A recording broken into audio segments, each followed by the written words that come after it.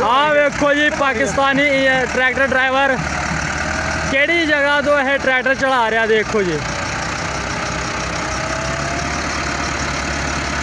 यार किदा दे ड्राइवर है पाकिस्तानी। मैं हैरान है इन्हों तो यार। आ ट्राली अगे फसी आ देख ला।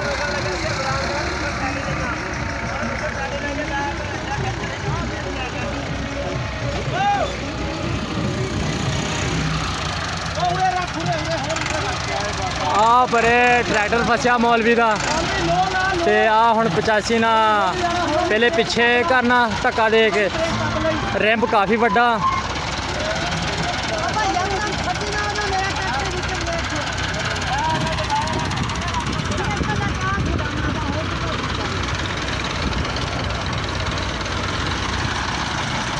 आ वेखो जी ट्रैक्टर ऐन चला गया सी।